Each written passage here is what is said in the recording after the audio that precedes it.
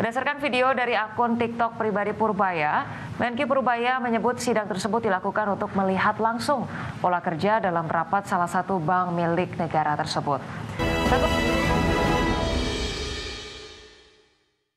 Masih di Prime Market Highlights, pemirsa, Menteri Keuangan Purbaya Yudi Sadewa melakukan inspeksi mendadak ke kantor pusat Bank Negara Indonesia di Geraha BNI pada Senin pagi. Ya, setibanya di kantor pusat Bank BNI, Purbaya langsung menuju lantai 30, tempat jajaran direksi tengah menggelar rapat. Kedatangan Purbaya pun sontak mengagetkan jajaran direksi BNI yang hendak rapat rutin pada Senin pagi. Berdasarkan video dari akun TikTok pribadi Purbaya, Menkyu Purbaya menyebut sidang tersebut dilakukan untuk melihat langsung pola kerja dalam rapat salah satu bank milik negara tersebut. Saat memasuki ruang rapat, terlihat sejumlah direksi hadir, terutama Direktur Utama BNI Putrama Wahyu Setiawan dan Wakil Direktur Utama Alexandra Askandar. Tepat 15 menit setelahnya, Chief Investment Officer dan Antara Pandu Patria Syahrir turut hadir dalam pertemuan. Purbaya dan Pandu diketahui mengikuti jalannya rapat internal tersebut selama kurang lebih 1 jam. Sekitar pukul 9:20 waktu Indonesia Barat, Menkyu meninggalkan gedung BNI tanpa memberikan keterangan lebih lanjut. Sementara itu, Direktur Utama BNI Putrama Wahyu Setiawan enggan berkomentar terkait sidak tersebut.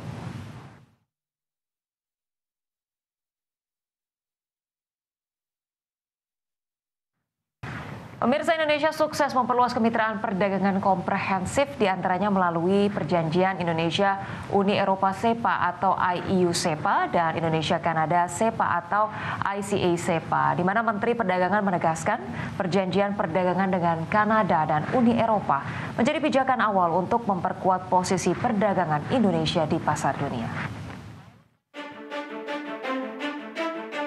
Menteri Perdagangan Budi Santoso menyebutkan penandatanganan perjanjian kemitraan ekonomi komprehensif atau Comprehensive Economic Partner Agreement atau SEPA dengan Kanada dan Uni Eropa menjadi kunci membuka peluang memperkuat posisi perdagangan Indonesia di pasar dunia, khususnya di pasar Uni Eropa. Mendak menjelaskan ekspor Indonesia ke Kanada tercatat sebesar 3,5 miliar dolar Amerika Serikat pada 2024. Sedangkan Uni Eropa mencapai 30 miliar dolar Amerika Serikat pada tahun yang sama. Dengan adanya perjanjian ekonomi yang memperluas pasar produk Indonesia ini diharapkan mampu meningkatkan ekspor ke Kanada dan Uni Eropa.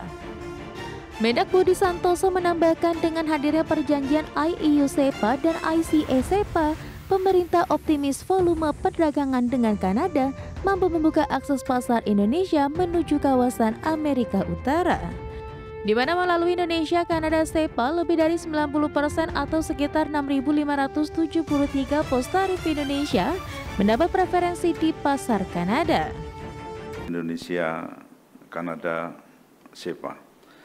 Kalau kita lihat total perdagangan kita dengan EU ya tahun lalu itu sekitar 30 miliar US dollar. Nah, dengan EU-SEPA mudah-mudahan akhir tahun atau awal tahun Pak Miko ya sudah bisa kita tangani, kemudian kita implementasikan dan paling tidak kita komitmen kita dengan pelaku usaha bagaimana meningkatkan total trade, meningkatkan ekspor kita ke Uni Eropa.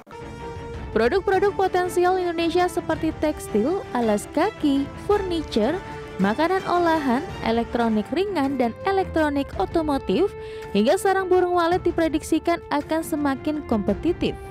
Sementara itu dengan kesepakatan IEU-SEPA, ekspor Indonesia ke Uni Eropa diperkirakan naik 2,5 kali lipat dalam 5 tahun mendatang.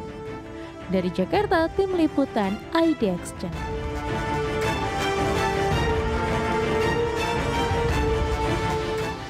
Dari lawatan Presiden Prabowo Subianto ke luar negeri, Indonesia mendapatkan sejumlah komitmen investasi yakni sebesar 23,8 miliar dolar Amerika atau sekitar 380 triliun rupiah.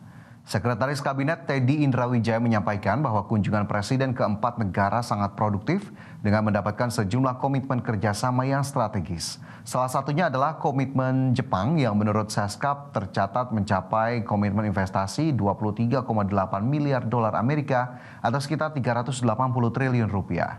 Di Kanada, Indonesia bersama Kanada resmi menandatangani Indonesia-Canada Comprehensive Economic Partnership Agreement atau ICA-SEPA yang akan memperluas pasar perdagangan produk Indonesia ke pasar Kanada. Dalam 6 hari ini, beliau mengunjungi 4 negara. Yang pertama adalah Jepang. Jadi dalam transit sebentar di sana, beliau mengunjungi Pavilion Indonesia di Expo Osaka 2025. Dalam event 5 tahunan itu, event budaya tersebut, menurut Menteri Bappenas telah terjadi komitmen investasi sebesar 23,8 miliar USD atau kira-kira sekitar 380 triliun rupiah. Itu investasi yang sangat besar.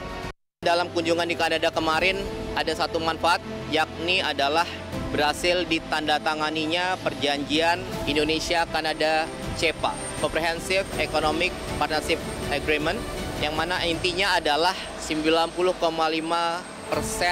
tarif barang-barang produk-produk Indonesia akan dihapus oleh Kanada, dan itu tentunya mendampak sangat positif bagi perdagangan Indonesia.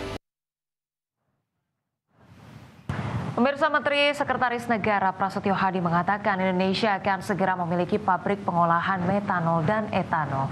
Groundbreaking beberapa pabrik akan dilakukan dalam waktu dekat. Meski demikian, tidak dijabarkan terkait dengan pabrik etanol dan metanol mana yang akan di-groundbreakingkan dalam waktu dekat. Mensesnek mengungkapkan, pemerintah menargetkan Indonesia akan mengurangi ketergantungan impor metanol dan etanol 2 tahun lagi dengan membangun pabrik pengolahan yang akan dilakukan. Segera akan ada groundbreaking, yaitu untuk pabrik metanol maupun pembangunan untuk pabrik etanol yang selama ini kita masih impor. Jadi harapan kita dalam waktu 2 tahun ke depan itu kita sudah bisa mengurangi ketergantungan kita terhadap impor metanol maupun etanol. Menteri Pertanian Amran Sulaiman mengumumkan pemerintah akan menerapkan larangan dan pembatasan impor etanol sebagai produk turunan tebu dan tepung tapioka sebagai turunan dari singkong. Ya, Amran menjelaskan Indonesia hanya akan mengimpor etanol sesuai dengan volume kebutuhan pasar. Ini artinya jika produksi etanol dalam negeri mencukupi, maka impor ditiadakan. Amran mengatakan bahwa petani singkong saat ini kesulitan menjual hasil panennya akibat meningkatnya produk impor. Adapun untuk melindungi petani dan menjaga stabilitas harga di tingkat produsen, maka perlu adanya langkah strategis dalam bentuk pengendalian impor, termasuk opsi penetapan lartas terhadap komoditas ubi kayu dan beberapa produk turunan lainnya. Akan terbitkan lartas larangan terbatas impor. Ini kita impor sesuai kebutuhan. Kalau dalam negeri bisa terpenuhi, impor ditiadakan. Kemudian juga singkong, juga kita akan terbitkan larangan terbatas. Tepung tapioka manakala terpenuhi, itu impor tidak diperbolehkan.